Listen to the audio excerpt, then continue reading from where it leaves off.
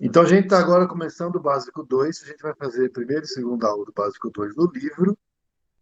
No entanto, aqui para nós, a gente está numa sequência e que seria a 21ª, não é? Mas como a gente está agora no Básico 2, a gente considera que é a primeira aula do Básico 2. Bom, e nessa primeira aula do Básico 2, a gente vai fazer duas aulas do livro, que é 1 e 2. Os temas serão momento cultural na Europa à época da codificação. Então, como é que estava a Europa, né, no século XIX, na época da codificação, que foi em meados do século XIX. E aí, então, a parte A vai falar sobre síntese do momento cultural da Europa, à época da codificação, e a parte B, o tema é o Espiritismo é o Consolador. Em seguida, a gente vai para o outro tema, a autoridade da doutrina espírita, não é? Sendo a parte A, trata do seguinte assunto: controle universal dos ensinos dos espíritos. E a parte B trata do tema conhece-se a árvore pelos frutos. É bastante assunto, mas a gente vai sintetizar de maneira que dá para nós abordarmos todos os assuntos sem nenhum problema, tá? E aí, na semana que vem, nós já vamos estar em julho. E o mês de julho a gente entra em recesso, porque a gente acompanha o calendário escolar, que no mês de julho, na escola, também ficam de férias. Então, o mês de julho inteiro, a gente não vai ter aula. E voltamos, então, no dia 2 de agosto. E aí vamos até o dia 6 de dezembro, quando então a gente termina esse curso, tá? Mas então, esse primeiro semestre, hoje, seria o último dia, tá? É, a gente vai fazer o seguinte, como eu já falei, daqui a pouco nós vamos fazer a prece. Quando for fazer a fluidificação da água, põe a mão em cima, né? Põe a mão em cima assim, e na hora de fazer a prece, mentaliza que da sua mão estão saindo fluidos, energias de cura, de transformação dessa água em elemento medicamentoso, e aí então a água vai ficar fluidificada. Da sua mão vão sair então esses fluidos medicamentosos, e do mentor, né, que vai estar do seu lado, ele vai também emanar luzes e vibrações e energias para que são espirituais para também providenciar a fluidificação da água, tanto do contexto da nossa energia material quanto do espírito espiritual, tá? Então, quando a gente for fazer prece, a gente vai fazer dessa forma.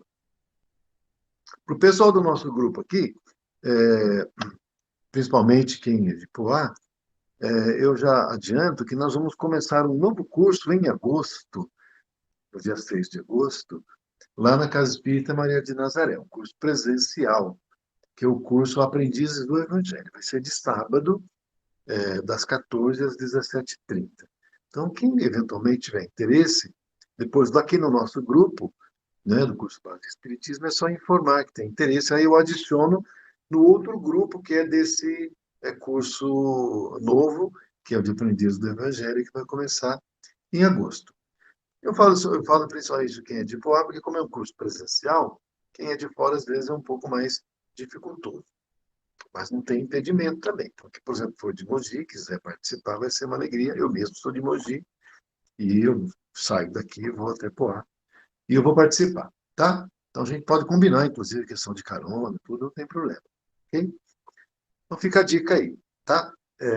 Vamos fazer a prece então para começar? Vamos lá? Ok.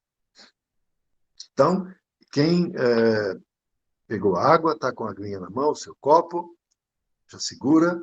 Ou se tiver com uma jarrinha, pode também pôr a mão, ou uma garrafa, como for. Quem não pegou, vai pegar, se estiver pertinho, vai e pega. A gente está esperando, inclusive, para isso. Estou dando uma segurada aqui. Então, pode pegar a água para a gente, então, fazer essa prece e a purificação da água, tá bom? Eu tenho, inclusive, aqui uma garrafa, que já está feito isso, tá bom? Eu vou fazer agora aqui a prece, ok? Vamos fechar os nossos olhos, elevar o pensamento a Deus, agradecendo ao nosso Pai agradecendo ao Senhor Jesus, nosso mestre maior, agradecendo aos mentores amigos que nos orientam nesse curso, ao mentor amigo de nosso lar, agradecendo, sobretudo, o nosso mentor, que nos inspira, que nos orienta, que nos auxilia em todos os momentos de nossa vida. Pai nosso que estais no céu, santificado seja o vosso nome. Venha a nós o vosso reino de amor. Seja feita a vossa vontade. E não a nós. O pão nosso de cada dia nos dai hoje. Perdoai as nossas ofensas, assim como nós perdoamos a quem nos tem ofendido. E não nos deixando cair em tentações, mas livrando-nos de todo mal, que assim seja, graças a Deus. Rogando a espiritualidade amiga, a frutificação da água e as bênçãos derramadas todos os nossos pares, cada um de nossos familiares e sobre todos nós, inspirando-nos neste momento, para que possamos aprender e nos sentirmos cada vez mais gratificados. Que assim seja, graças a Deus. Da paz e muita luz. Podemos abrir os olhos e eu já vou tomar minha água. Bom, então, começando sobre o primeiro tema, então, o momento cultural na Europa, a época da codificação. Bom, então, a codificação, né, doutrina espírita, que começou com a primeira edição do Livro dos Espíritos, em 18 de abril de 1857, portanto, meados do século XIX, nós temos que, no século XIX, foi considerado o século das luzes, não é? E o imperador, né, o rei, no caso, né, o Luís XV, é quem é considerado aquele que foi o grande facilitador do iluminismo, né, que seriam aí as luzes derramadas sobre a cidade de Paris, sobretudo, né, mas na França inteira. Então, é o século onde vicejou todo tipo de evolução, sobretudo no contexto filosófico e científico. O religioso, ele ficou um pouco sufocado, porque até então a religião é quem, de certa maneira, sufocava e impedia que a ciência conseguisse ter um avanço e também as filosofias e a religião, portanto, no caso a gente está falando da Igreja Católica, do catolicismo, porque a Europa como um todo, sobretudo na França, né? Nos outros países também, mas a gente está falando da França aqui, né? Então a França era, e ainda é hoje, né, muito católica. Então, por exemplo, quem já foi, né, em França vai ver lá que praticamente é só a Igreja Católica. Naquela época ainda muito mais, não é? Tanto que, por exemplo, na cidade de Paris, que é a capital da França, você vai ter ali, salvo engano, da última vez que eu verifiquei, tinha 32 centros espíritas. 32 centros espíritas na capital da França. Até agora, no mundo retrasado, acho, salvo engano. Acho que 2019, quando eu verifiquei isso. 32 centros espíritas. Nas outras cidades da França, certamente há um número bem menor, porque na própria capital tinha 32, nas outras cidades eu não pesquisei, mas certamente o número é bem menor. Então, só para a gente fazer uma comparação aí mínima, assim, bem assim, superficial, nós temos que na cidade de Ipuá, onde tem a nossa casa espírita, Maria de Nazaré, que é uma cidade que é a terceira menor cidade do estado, com 17,5 quilômetros quadrados, havia, até antes da pandemia, 13 centros espíritas. Agora, se não me engano, tem 11. Vamos pensar nos 13. Bom, gente, 13 é quase que metade da quantidade de centros espíritas que tem em Paris inteira. Ipuá é uma cidadezinha minúscula. Eu não estou falando do estado de São Paulo. Eu estou falando na cidade de Ipuá. Também não estou falando na cidade de São Paulo. Cidade de São Paulo, que é muito grande, que é onde tem a Federação Espírita de São Paulo, tem uma infinidade de centros espíritas. Eu nem pesquisei, mas são centenas. São centenas na cidade de São Paulo. E em Paris, no entanto, até 2019, da pesquisa que eu fiz, tinha 32. E o resto, Igreja Católica. Não tem igreja evangélica lá, que eu saiba. Pode até ser que tenha uma ou outra, mas, por exemplo, para você abrir O templo tem que pedir autorização, um monte de burocracia, e a Igreja Católica tem toda esquina. Não estou criticando, porque é assim lá, não é? E está tudo bem que seja. E, no entanto, foi em Paris, e foi em França, onde se escolheu para ser, onde nasceria a doutrina espírita. Por quê? Porque é ali onde se concentrou a quantidade enorme de espíritos que reencarnaram com esse mistério, né? O próprio rei Luís XV foi um grande facilitador desse processo. O próprio Napoleão Bonaparte, que acabou se desviando, porque ele seria a pessoa encarregada de fazer as grandes transformações sociais.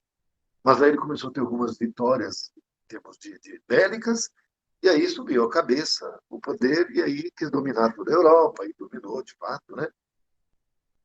E aí quis se aventurar de dominar também a Rússia, e aí foi onde se deu mal e caiu do cavalo lá na Rússia, pode dizer.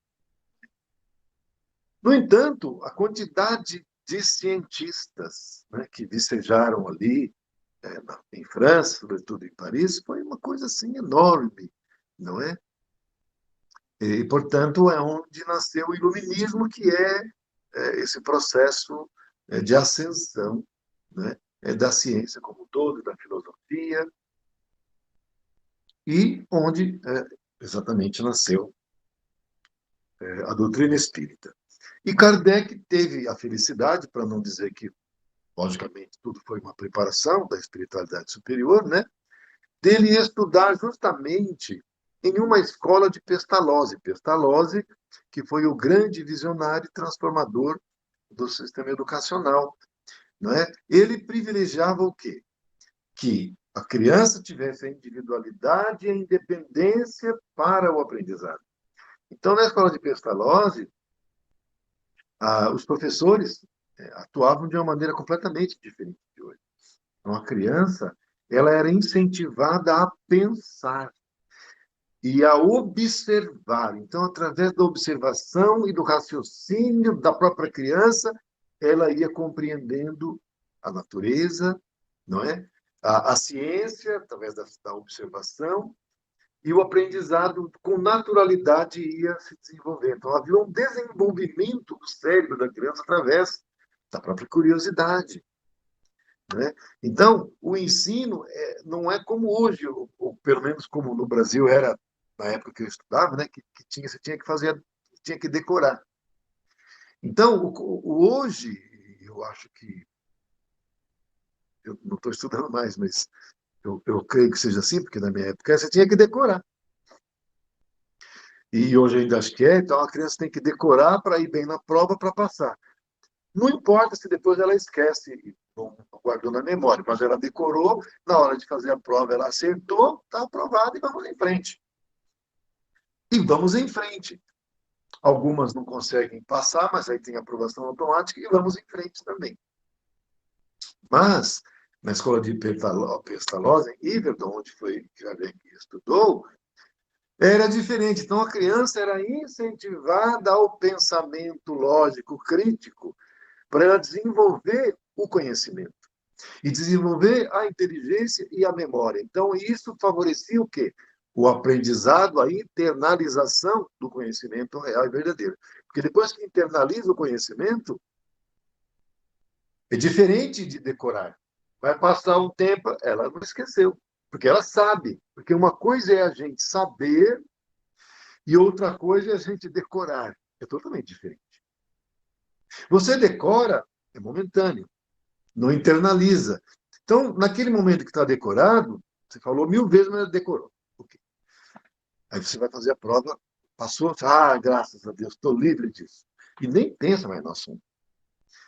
Dali uma semana, um mês, ou daqui 2, 3 meses, se perguntar alguma coisa daquilo, você praticamente não vai lembrar de mais nada.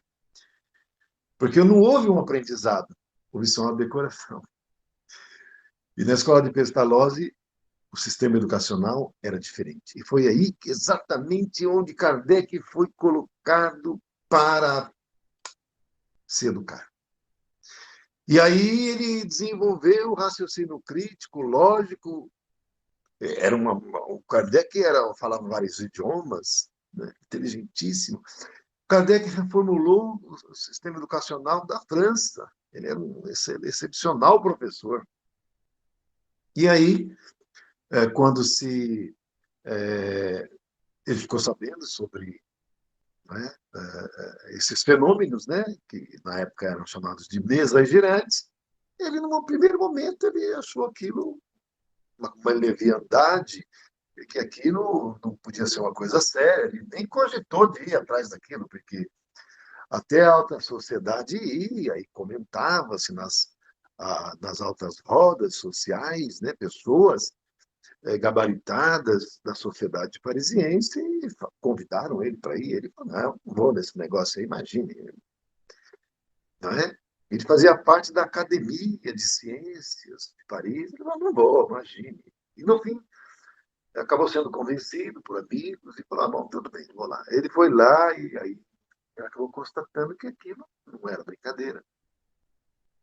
Porque, evidentemente, que ele chegou à conclusão que não poderia ser a mesa que se expressava, porque para se expressar de forma inteligente, precisaria ter uma força, uma mente igualmente inteligente. Igualmente inteligente. Que a mesa não poderia, porque a mesa é uma madeira. Como é que a madeira não tem no cérebro? E, via de consequência, não poderia pensar, e não pensava. Ele falou, não, mas peraí, tem por trás alguma inteligência por trás, está manipulando, não é? Alguma força estaria manipulando esse instrumento de maneira que desse uma resposta inteligente, porque cada pancada do pé da mesa significava uma letra. Era um negócio arcaico, mas começou assim. Depois, isso acabou evoluindo e passou a ser utilizada uma cesta com uma pena onde se escrevia, e depois veio, através da psicografia, a escrita mediúnica como hoje nós conhecemos. Não é? E aí o que aconteceu? Então, naquela época, nós tínhamos o iluminismo, que foi um período muito próspero, muito pródigo, de maneira que tudo que acontecia em termos de evolução científica, filosófica e no geral, assim, de avanço no mundo, vinha de lá, né? Vinha de lá. E exatamente foi escolhido, então, Paris, né, essa cidade, para ser o local onde nasceria o Espiritismo, a doutrina espírita. Para que tivesse, na realidade, uma força, não é, grande de convencimento. Não é? Porque pensemos assim, que nascesse num país que fosse colônia, não é? Ou então, que, mesmo que fosse considerado um país, tivesse sua independência, mas fosse um país ainda num sistema colonial, num sistema extrativista, né, num sistema totalmente agrícola. No Brasil, naquela época, não tinha energia elétrica, era tudo no lampião, né? Andava a cavalo, não tinha tudo que tinha que fazer em termos assim, universidades, não tinha, então não teria como aqui ter uma credibilidade a doutrina espírita se começasse. E outra, para iniciar no local, tem que ter uma preparação, né? Toda uma preparação que leva séculos. A preparação não acontece do dia para a noite. Então, era preciso que ocorresse lá, onde já havia todo esse avanço, para depois do nascimento dela, do nenezinho, né? Ele pudesse ser trazido para um outro berço. Mas o nascimento precisaria ser lá, onde o iluminismo floresceria a doutrina espírita, não é? Daria o fruto. Então, o iluminismo, que seria uma flor, desse um fruto que é o espiritismo, né? Que nasceu daquela árvore frondosa que vicejava conhecimento, ciência, não é? E, ao mesmo tempo, as pessoas se convenciam, porque vinha de Paris. Então, tudo que vinha de Paris, não, veio de lá, então é bom. Né? A pessoa trazia, às vezes, um negócio lá, qualquer lá. Vamos supor, uma pessoa viajou para a França, um brasileiro daquela época, suponhamos, né? Para viajar para lá tinha que ser muito rico. Não é como hoje, que é tudo mais em conta. Qualquer pessoa que fizer comprar uma passagem a prazo, enfim, dá para ir. Né? Planeja direitinho, com um certo tempo, vai. Naquela época, não tinha condições, era navio, não tinha avião, não tinha nada.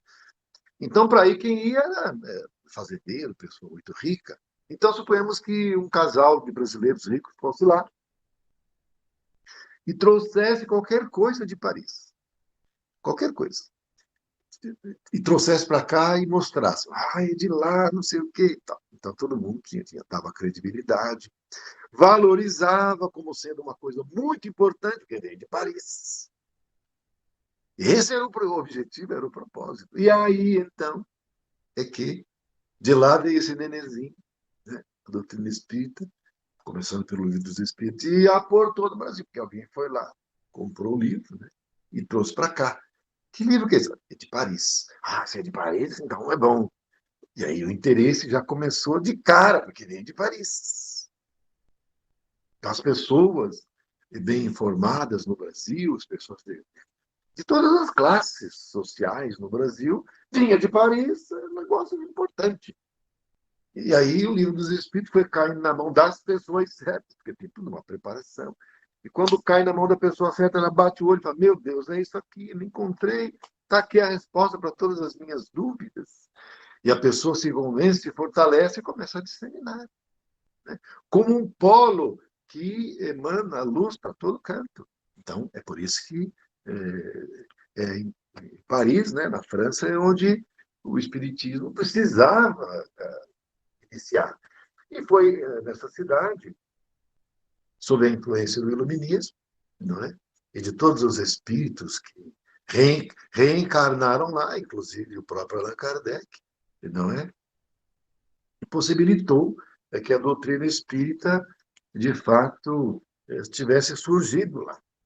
E aí, então, ela se espalhara por todos os cantos do mundo, mas, sobretudo, na pátria do Cruzeiro, né? No coração do mundo, que é o Brasil. Porque o Brasil, gente,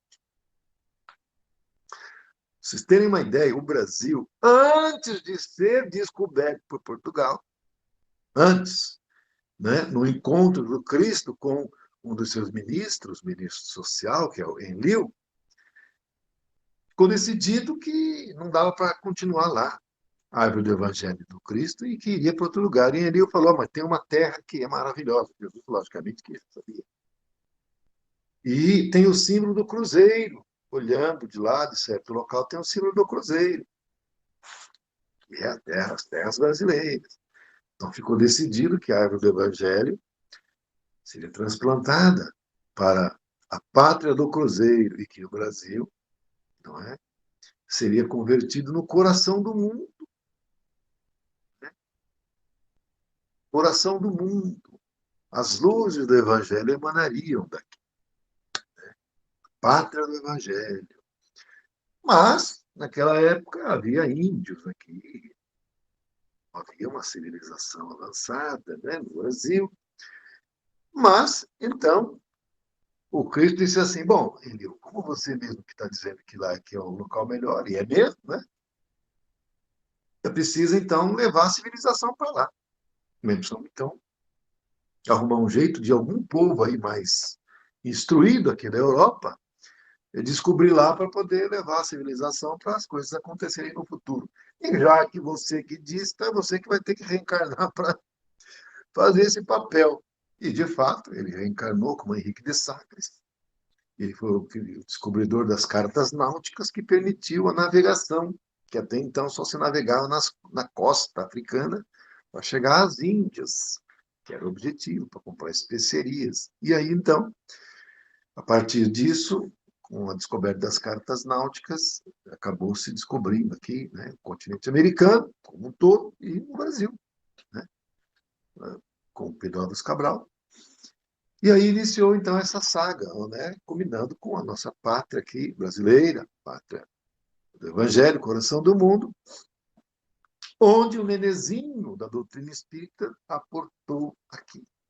E para cá começaram a nascer, a reencarnar espíritos luminares, dentre eles Bezerra de Menezes, Chico Xavier, Eurípides Barçanufo, para ficar só em três, porque a lista é interminável, não é?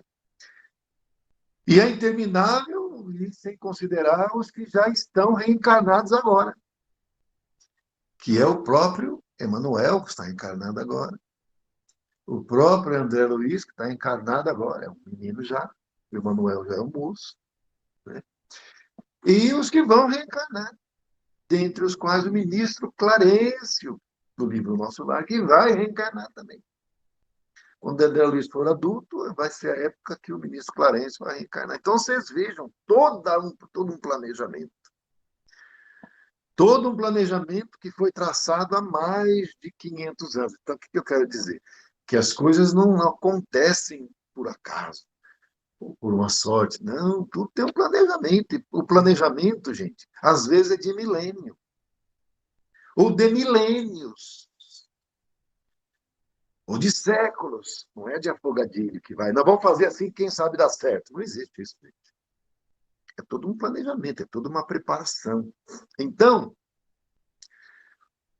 por pior que nós observemos que as coisas não estejam conforme nós gostaríamos que estivessem, gente, já deu certo, porque isso tudo foi planejado, as coisas não são assim.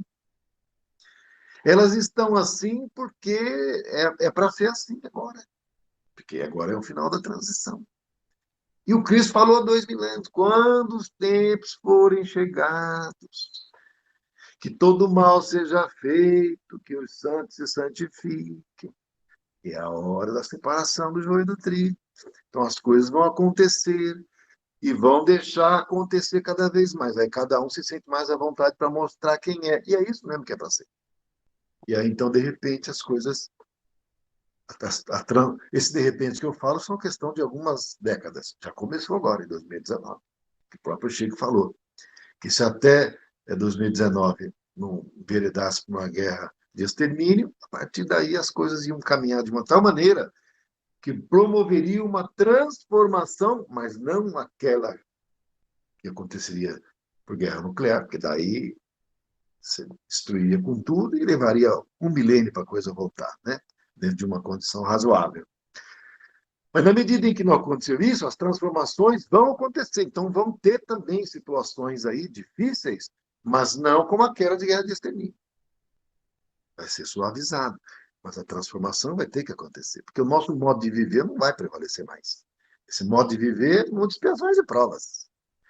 Porque, como eu já falei, nós vamos passar a viver, após esse ciclo de grandes transformações e de mudanças, como se vive numa colônia espiritual, como o nosso lar.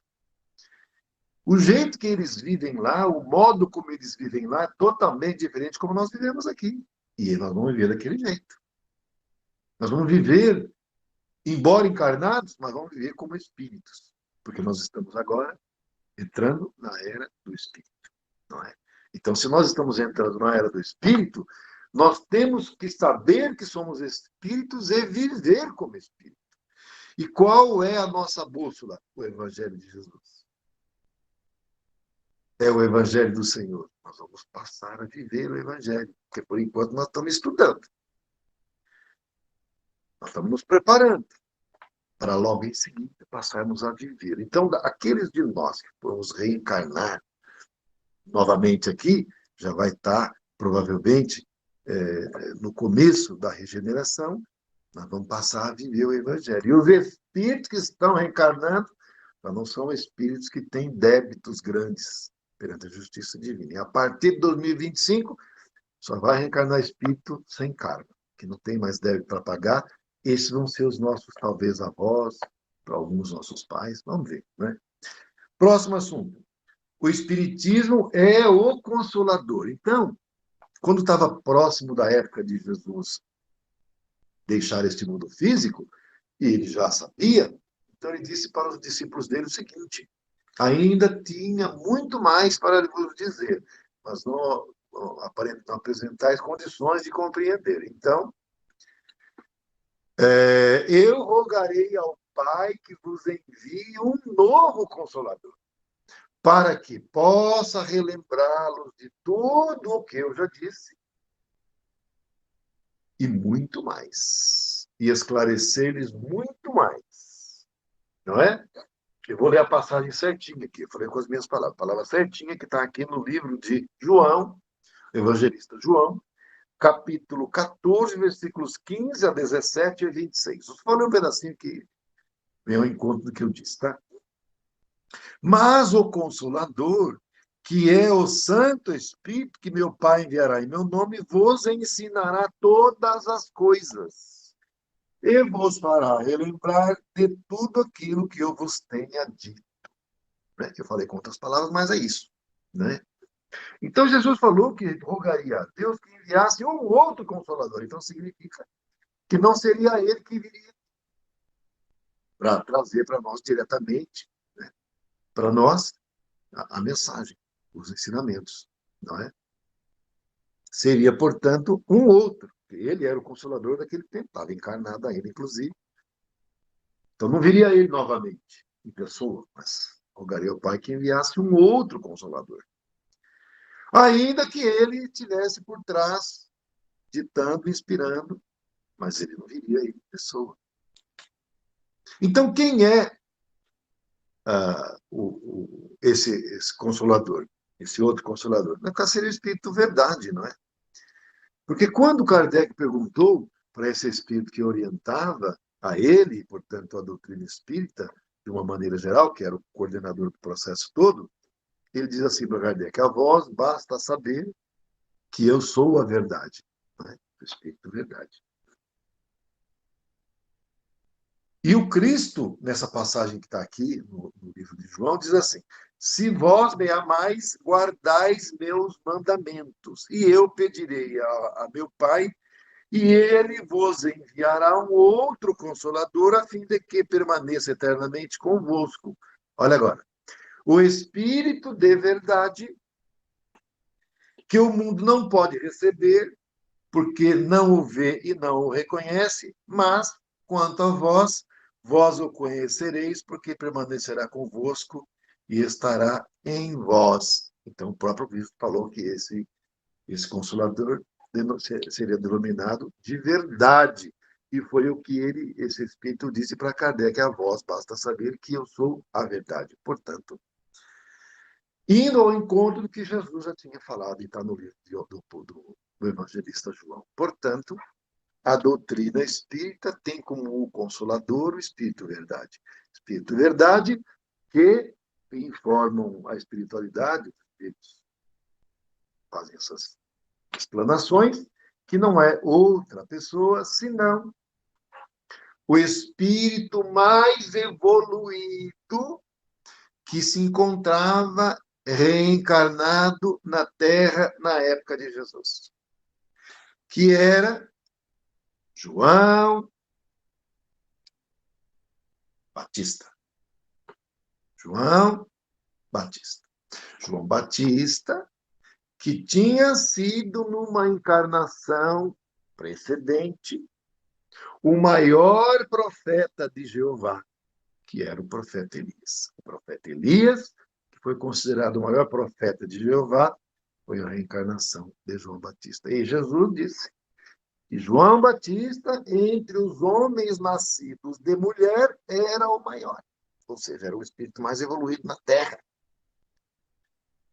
naquele tempo.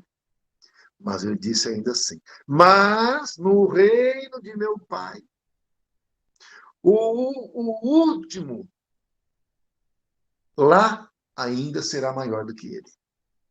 Então vocês vejam que, e no entanto, João Batista é quem seria, segundo os Espíritos informam, o Espírito Verdade, o Consolador que prometido e que coordenou, né, esse processo da codificação, e Kardec foi o coordenador aqui na matéria, e o Espírito Verdade o coordenador na dimensão espiritual, E João Batista, evidentemente, recebia de Jesus o que era para ser feito, e ele transmitia para Kardec.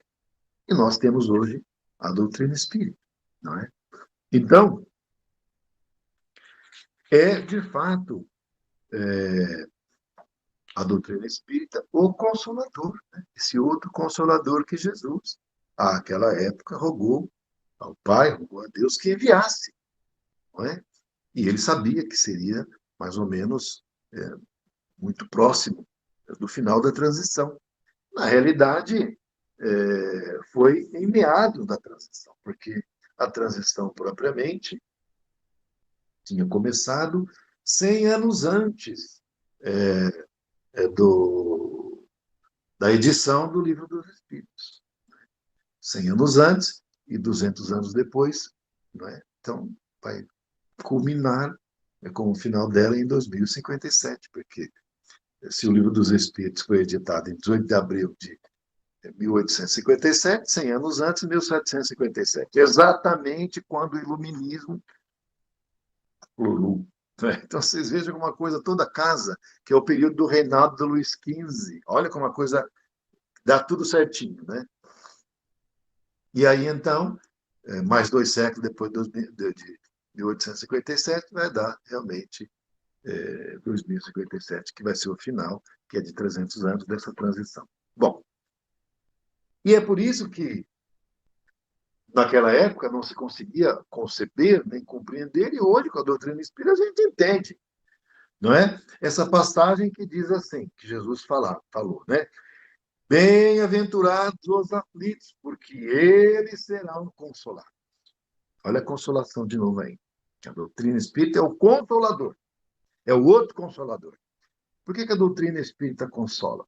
Consola porque ela nos deixa patente que serão felizes os que sofrem, porque estão sofrendo hoje para pagar uma dívida existente, contraída perante a justiça divina, e sofrem, mas serão felizes depois desse sofrimento, porque já estarão livres da dívida. Evidentemente, aqueles que sabem sofrer, e não aqueles que se revoltam, mas aqueles que se resignam. Então, vem a dor, vem a aflição e se resignam. Isso é um mecanismo de se saudar perante a justiça divina os erros. Evidentemente que vai precisar depois uma reparação, mas você se liberta daquele problema. Você abre para você a perspectiva de você começar a andar para frente, em vez de andar de lado. E aí você vai começar a fazer o bem. E aí você está dentro da lei do amor. E aí você vai ser feliz. Bem-aventurado. É isso que é o bem-aventurado. Bem-aventurado é ser feliz. Porque quando a gente começa a fazer o bem, não é? Começa a fazer o bem, você entra na lei do amor, aí está a felicidade. Você está dentro da lei do amor. Mas quando você está endividado, você vai ter que primeiro você vai ter que quitar aquilo, passando pela aflição, e passa. Mas aí depois vem a bem-aventurança, que é a felicidade, porque você entra na perspectiva de passar a fazer o bem, na reparação, e aí convertendo-se em uma pessoa feliz, porque está vivendo a lei do amor, que é Deus. Né? Só a doutrina espírita para a gente poder entender isso. Porque até então, a gente imagina que a nossa encarnação é a única, que a gente nasceu no momento do parto, e que na hora de expirar a última respiração do corpo, a gente morre e acabou-se tudo, mas a gente não tem como pensar em ser feliz depois. Não tem vida futura, só tem vida presente. Aí é materialismo, não é? Bom, o próximo assunto é a autoridade da doutrina espírita, controle universal dos ensinos dos espíritos. Então, o processo, para ter credibilidade, inclusive para Kardec, poder testificar e ele mesmo se convencer, o que acontece? Os espíritos, por todo o planeta, diziam a médiuns vários a mesmíssima coisa. Então, por exemplo, nos Estados Unidos, na Inglaterra, na Alemanha, na França, em todos os locais, né, vários locais, né, do planeta, dizendo a mesma coisa. Então, quando vinha, por exemplo, as cartas, né, de vários locais, o Kardec pegava e juntava tudo. Não, espera um pouquinho. Falando tudo a mesma coisa, não é possível. Isso não pode ser uma coincidência. Daí ele, então, chegava à conclusão que aquilo ali era uma coisa séria. E outra, tudo que dizia estava dentro de uma racionalidade e, sobretudo, dentro de uma moralidade. Dentro da moral do Cristo e da racionalidade da ciência. Pô, espera um pouquinho. O que está dizendo aqui está dentro da moral do Cristo e dentro da racionalidade da ciência. E todos dizendo a mesma coisa. Em várias partes do mundo. E nenhum médico conhecia o outro. E nem sabia da existência de nada que estava sendo pensado. E aí, então. E outra, não provinha de uma pessoa encarnada. Vinha de um espírito. Mas não era qualquer espírito. Provinha de um espírito superior. Não é? Provinha de um espírito superior. Porque como é que a gente reconhece se o espírito é um espírito superior ou não? A gente reconhece pelo seu dizer, pelo seu portar, pelo seu agir, pela humildade, pela conduta, pelo caráter, pela moral, não é? E se observava que tudo isso estava dentro daquelas assertivas que eram trazidas e que o Kardec começou a catalogar. Eu quero crer, naquela época lá, eu não sei, acredito que não, mas eu quero crer que o espírito seria o mesmo. Meu entendimento seria o espírito verdade que se manifestava em várias partes do mundo para médiuns diversos. Por isso essa coerência, né? Que o espírito verdade era o coordenador espiritual da doutrina espírita e o Kardec o coordenador da matéria física. Então, o Kardec encarnado aqui embaixo, fazendo a coordenação, e o espírito verdade, no plano espiritual, fazendo essa coordenação na espiritualidade. E aí, então, é que eu acredito, né, que eles unidos juntos, não é? O Espírito Verdade é quem ditava, né? Sob orientação do Cristo sempre, obviamente, não é? Então, o Kardec é uma pessoa da ciência, né? Uma pessoa de grande moral, não é? é? E aí, então, deixa eu ver se eu anotei alguma coisa aqui. Tinha anotado um negócio aqui. Eu vou ler só essa parte que eu fiz uma anotação. E diz assim: a autoridade da doutrina espírita decorre da vontade divina que fez com que a nova revelação chegasse aos homens mais rapidamente e de maneira autêntica, porque encarregou os espíritos de a levarem de norte a sul, manifestando-se por todo o planeta, sem dar privilégio a ninguém. Um homem pode enganar-se, mas isso não acontece quando milhões vêm e ouvem a mesma coisa. Essa é a garantia para cada um e para todos. Então, não é uma pessoa que vem e escreve e fala, isso aqui que está certo. Não é, não é. Então, são inúmeras pessoas, todas elas através de médiums, né? E ditado por espírito superior, espírito de luz, que eu acredito que tenha sido o mesmo espírito que eu estou dizendo que eu acredito que seja o próprio espírito verdade. Fica igual, embora médiums diversos. É claro que havia uma pequena outra diferença na escrita, porque cada país tem uma cultura diferente, os médiums não eram iguais em termos de educação, em termos de instrução. Então, porque quando o espírito dita, é diferente, por exemplo, se fosse uma mediunidade mecânica, como no caso era do Chico Xavier, que aí a mão do médium fica tomada pelo espírito e o médium pode tomar água aqui, ver televisão e a mão está lá psicografando, como era o caso do Chico, mas no geral não é assim. Então, o espírito dita, o médium entende e escreve, não é? Então, por exemplo, assim, o espírito fala assim, olha, você faz aí um bolo de chocolate.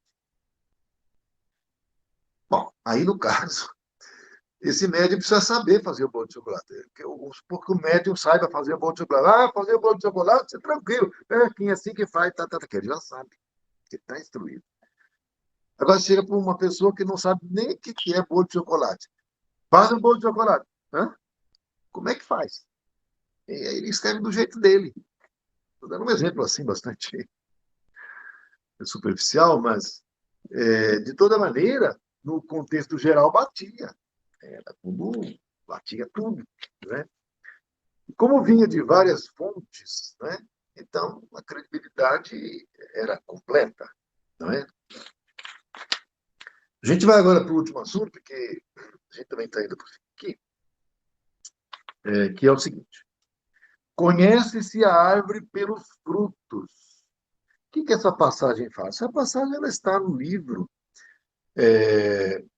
de vários evangelistas, como, por exemplo, Lucas, capítulo 6, versículos 43 e 44, Mateus, capítulo 7, versículos 15 e 20, também Mateus, capítulo 5, versículos 4 a 5 e 11 a 13, e também no livro do evangelista Marcos, capítulo 13, versículos 5 a 6 e 21 a 22. E aí é o seguinte, só anotei algumas coisinhas aqui.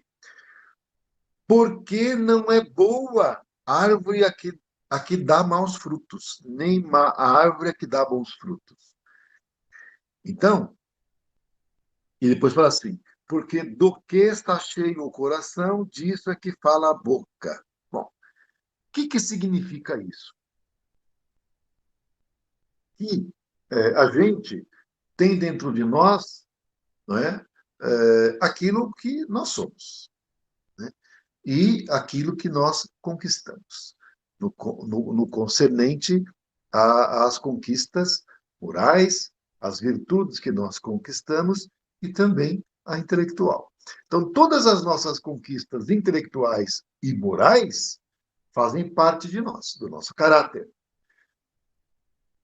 E o que a gente vai expressar nas experiências várias pelas quais nós viermos a passar?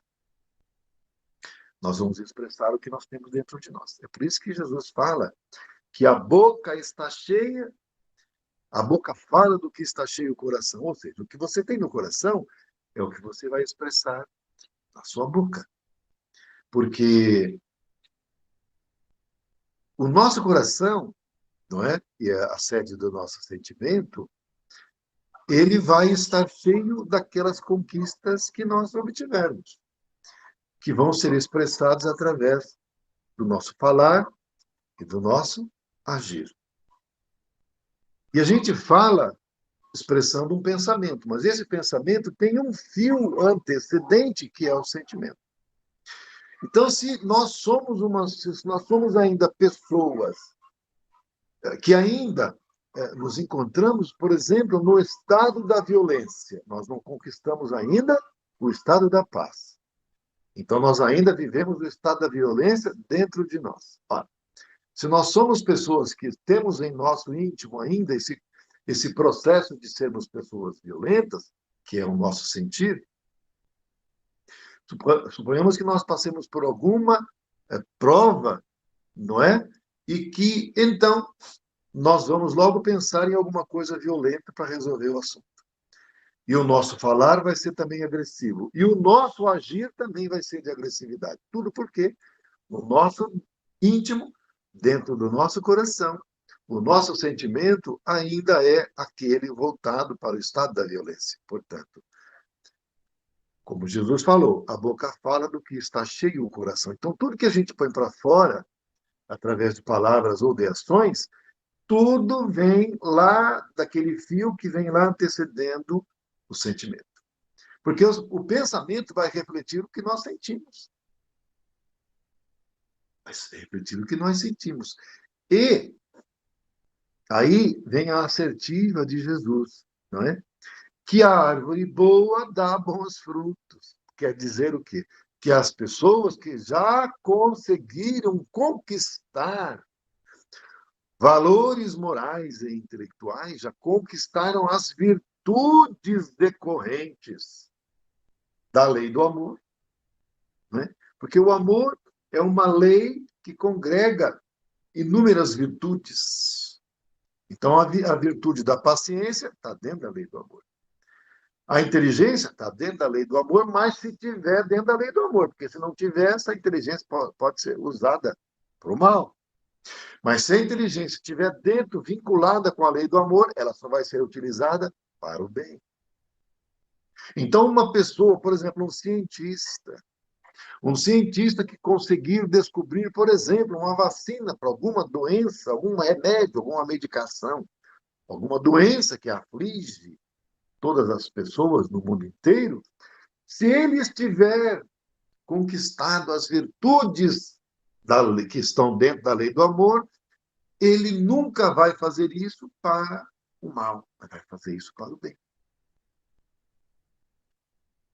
Só para dar um exemplo concreto. Então, suponhamos que um médico descubra uma fórmula que vai curar em definitivo alguma doença. Um exemplo, tá? Mas aí, suponhamos que ele não esteja ainda vivendo dentro da lei do amor. O que ele vai pensar? Se eu anunciar esse remédio, eu não vou ganhar nada, porque as pessoas vão tomar o remédio e vão ficar curadas e não vão ganhar nada. Quem tomou ficou bom, eu não ganho quase nada, vou ganhar pouco. Vou ganhar pouco. O que vem na cabeça dele? Mas eu preciso ganhar dinheiro. Então eu vou mudar essa forma para a pessoa, tomando o remédio, ela ficar legal. Mas ela tem que tomar para sempre. Então não é uma cura. Ele fez um bem bolado ali para a pessoa ficar dependente do remédio. Mas ele já tinha, como cientista, descoberto o remédio para curar em definitivo. Mas na cabeça dele, ele pensou no dinheiro. Mas se eu der esse remédio para ficar bom para sempre, ele tomou o remédio, sarou, e eu vou ganhar o quê? Só o remédio que ele tomou, não ganho mais nada. Então eu vou mudar essa fórmula aqui, porque daí ele vai ter que tomar o remédio para sempre, para ficar legal. Se ele não tomar, ele fica ruim de novo, e eu vou ganhar muito dinheiro, que ele vai ficar na minha mão.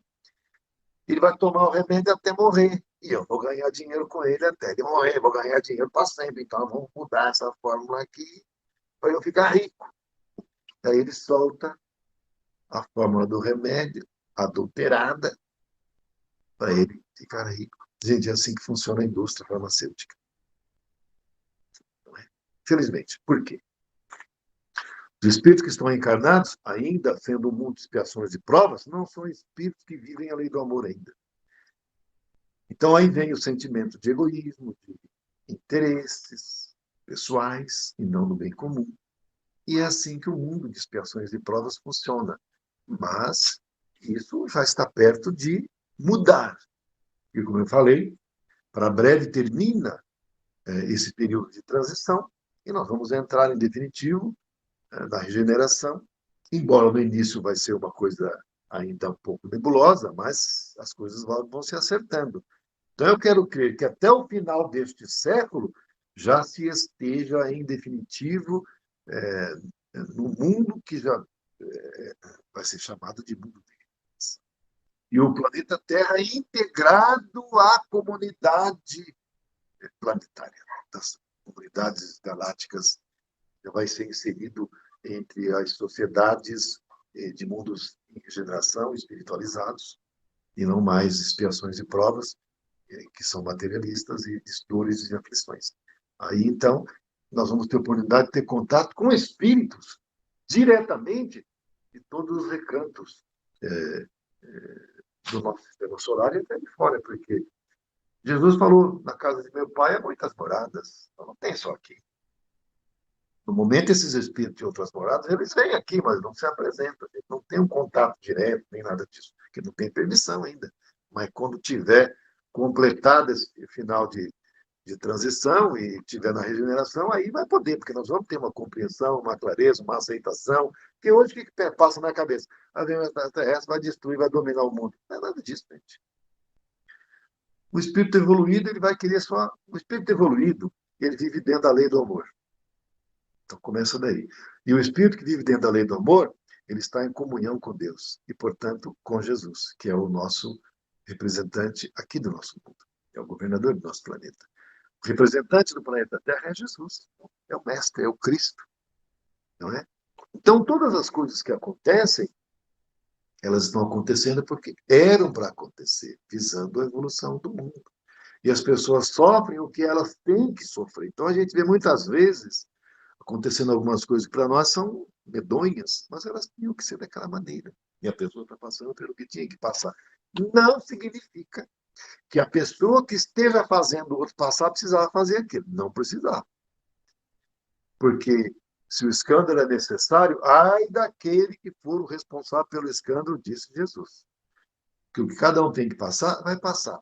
Deus não precisa da nossa ajuda para isso. O que tem que acontecer, vai acontecer. A gente vai lá fazer do jeito que a gente acha que tem que ser e a gente acaba se comprometendo e contraindo dívida perante a justiça divina. É aí que acontece, por exemplo, com muitos espíritos que sofrem por razões várias e aí querem se vingar, se convertendo em justiceiros, não é? Porque entendem que a justiça tem que vir pela mão dele, quando não. É Deus o Senhor da justiça, não nós. Nós não temos conhecimento das coisas como um todo, a gente só conhece um pedacinho da coisa. Nós não sabemos de toda a história. Como é que a gente vai querer ser justiceiro se a gente não conhece? O que aconteceu? Qual o nosso envolvimento? Nós não sabemos. A gente vai aventurar a tomar a justiça com as próprias mãos, nós vamos fazer bobagem, vamos nos estrepar, vamos comprometer mais ainda a nossa encarnação, ou a nossa trajetória se estivermos encarnados. Então, aqui, nessa parte, conhece-se a árvore pelos frutos. E a doutrina espírita, como uma árvore, os frutos são conhecimento que ela traz em si, em termos de ciência, de filosofia, não é? E de nos esclarecer verdadeiramente a forma alegórica que o Cristo trazia, né? Os seus ensinamentos. Porque Jesus, naquela época, não tinha condições de falar abertamente, como na doutrina espírita se falou, e após a doutrina espírita, com as obras complementares, ainda muito mais. Porque naquela época, as pessoas não conheciam a lei do perdão, não conheciam a lei do amor, não conheciam sobre reencarnação. Como é que ele poderia falar? Não tinha condições. Tem aquela passagem no vídeo que a gente viu a semana passada, em que Paulo de Tarso fala que o amor é o único caminho, e aí tem uma parte que ele está com o evangelista Lucas, né, que era o médico grego, em que Lucas falava, né, que os romanos estavam colocando os cristãos nas arenas, era sangue para todo lado, uma coisa horrível. E aí Lucas ficou indignado. E aí foi que Paulo falou para ele: o amor é o único caminho. Ao que Lucas retrucou a Paulo de Tarso, dizendo: este mundo não conhece o amor. Este mundo não conhece o amor. Só por essa expressão de Lucas, já dá para entender que ele não é deste mundo também. Lucas era um espírito que não era deste mundo, ele era de mundos superiores. E aí ele falou que este mundo não conhecia o amor. E não conhecia mesmo, só se conhecia a violência, a guerra, a matança, a conquista pela força, era isso que se conhecia. Mas Jesus veio trazer a doutrina, a lei do perdão. Eles não entendiam como é que podia ser. Os próprios judeus não aceitavam. Que os fariseus, que eram os doutores da lei, eles bolaram um plano para acabar com Jesus. Eles fizeram isso. Eles não aceitavam. Como é que eles podiam aceitar perdoar os romanos que escravizavam eles? Não aceitavam em nenhum. E a lei do amor, então? Você perdoar aquele que te faz o mal. E mais do que isso, amar aqueles que te fazem o mal. Como é que eles podiam entender e aceitar isso? Não podiam e não aceitavam. Então, naquela época, não era possível, teve que falar por meio de parábolas. E a doutrina espírita converteu as parábolas em uma linguagem clara, cristalina, sem dúvida, levantando o véu, nos mostrando a realidade, ainda que, logicamente, que não toda a verdade, porque a verdade ela vem sendo trazida aos poucos, de gota em gota, na medida em que o espírito encarnado terrestre tenha capacidade de compreensão de assimilar. Por isso que Jesus, naquela época, não pôde falar. só foi possível com a doutrina espírita, quase 2000 anos depois. E ainda assim não foi tudo, foi uma parte, que ainda vai. Depois, com as obras complementares, sobretudo as de Chico, muito mais foi dito, não é? Como é a vida no mundo espiritual, na época do Kardec, isso não era dito, não dava, porque era só um começo. Agora nós já sabemos como é a vida no mundo espiritual, como os espíritos vivem, locais onde eles ficam, como que é, quem que fica lá, quem está lá, quem que vai para lá, por que que vai, como é que não vai, como é que sai, eles vêm para cá, onde é que ficam, como é que eles nos influenciam, tudo isso. Tá? Nós já sabemos. A doutrina espírita nós já sabemos. Então, a pessoa que está dentro da doutrina espírita, ele fica tranquilo. Ah, mas o mundo vai acabar. Tranquilo. Não vai acabar o mundo, fica tranquilo. É como aquela história, para fechar agora o nosso assunto, de Santo Agostinho. O Frei Leão, que era um discípulo de Santo Agostinho, chegou no Santo Agostinho e falou assim: Santo Agostinho, e o Santo Agostinho estava carpindo um jardim. Ele gostava muito de jardinagem, né? Flores, né? Falou assim: paizinho, como ele chamava carinhosamente o Santo Agostinho. O que o senhor faria se o mundo fosse acabar amanhã? Santo Agostinho, que estava com a enxadinha dele, tal, parou um pouquinho, pôs a enxada no queixo, olhou assim para o lado e disse assim: meu filho, eu continuaria carpindo meu jardim. Pegou a sua enxada de novo e continuou carpindo. O que é isso? É paz. É estar na paz do Cristo. É viver o Cristo interno dentro de si e saber que está tudo certo. Que ainda que o planeta acabe, não tem problema. Que você está vivendo com Cristo. E como disse o Paulo de Tarso nesse filme que nós vimos semana passada, viver é Cristo, morrer é lucro. Quem está vivendo com o Cristo é alegria. É alegria. E se morrer, desencarne, é lucro, porque você vai deixar esse mundo de expiações e provas e vai para um local melhor do que aqui. Então, é lucro total. Sair daqui é lucro. Viver com Cristo é viver com Cristo no coração. Viver é Cristo, morrer é lucro, na assertiva de Paulo de Tarso. Então, conhece a árvore pelos frutos, a gente conhece quem é quem, conforme aquilo que a gente emana de dentro de nós, no nosso pensar, no nosso agir, no nosso falar. É aí que a gente conhece quem é que nós somos. É nesse sentido que a lição fala. Quando um espírito vai na casa espírita e vai se manifestar, é o mentor. Tá, vamos ver o que ele vai falar primeiro. Dependendo do que ele disser, nós vamos saber quem é, porque conhece a árvore pelos seus frutos. Conforme o modo como ele disser, o que ele disser, nós já vamos saber que não é mentor coisa alguma. Porque o Cristo, é só a gente pensar, como é que o Cristo diria? Se é o mentor, ele está vivendo a lei do amor. Né? Está expressando a vontade do Cristo, é um Cristo interno. Se não for o que Cristo diria, se não for o que Cristo falaria, o comportamento do Cristo, então esquece. Então é um pseudo-sábio, é um espírito zombeteiro, é um camarada. Porque, veja, o que são os espíritos? Somos nós quando a gente desencarnar.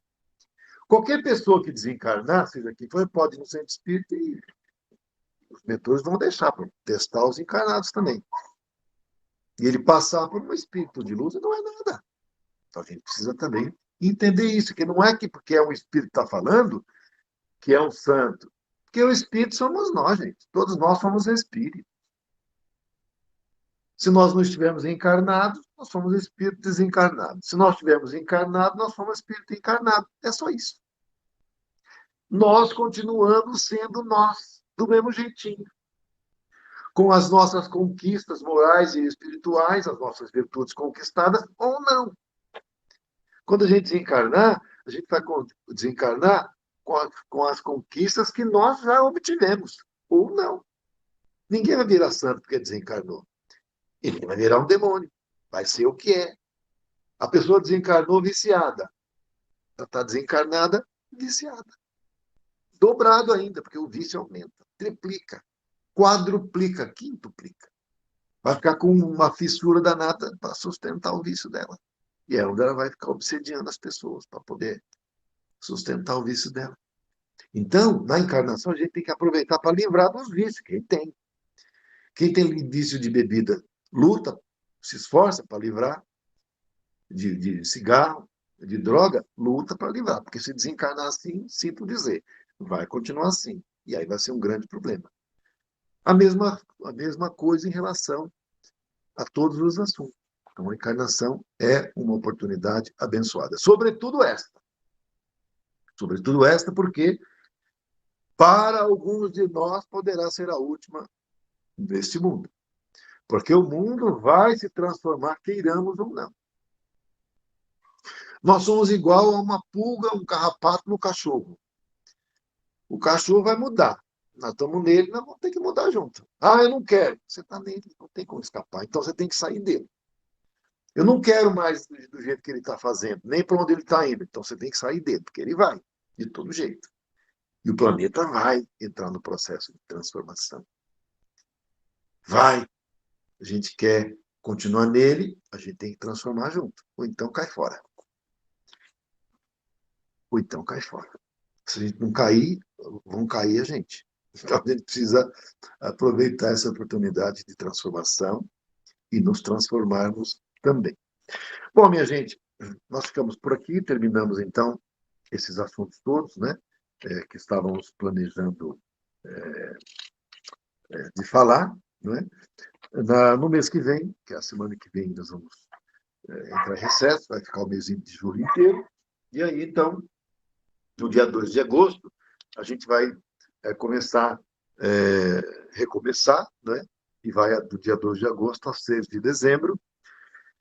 E, portanto, na próxima aula, no dia 2 de agosto, a gente vai ver os seguintes temas. A lei divina ou natural, com a parte A, falando sobre caracteres, divisão e conhecimento da lei divina ou natural, e o bem e o mal. Na parte B, nós vamos abordar o assunto mãos lavadas e também, no assunto subsequente, a lei de adoração, com a parte A, finalidade da adoração, adoração exterior, vida contemplativa, politeísmo, sacrifícios. E aí, então, também na parte B, pedir e obtereis. Então, são vários assuntos, todos eles interessantíssimos, que vai valer a pena a gente continuar o estudo para a gente cada vez mais compreender e ampliar não só o nosso conhecimento, mas, sobretudo, a nossa moralidade, a transformação íntima nossa, que é o mais importante. Para nos credenciarmos para darmos novos passos. Cada vez que a gente der um passo na direção do Cristo, o Cristo dá 1000 na nossa. Sempre se aguarda uma manifestação nossa, um ensejo nosso, um pensamento nosso no bem. E aí vem a ajuda, sempre é assim. A gente ficar na nossa, eles vão deixar. Até a gente dar um passo para ter direito, para merecer a ajuda. Quem está no umbral só jura se merecer. Para isso, ela precisa pedir verdadeiramente e começar a agir nesse sentido. Tá bom? Enfim, então, a gente vai finalizar. Alessandra, está aí? Sim? Não entendi. Ok. Então tá. Depois, no finalzinho, antes de eu terminar, você fala umas palavrinhas aí também pro pessoal, tá bom? Ah, A gente então vai terminar, tá? Pode falar agora já, então, ali. Se quiser falar algumas palavras aí.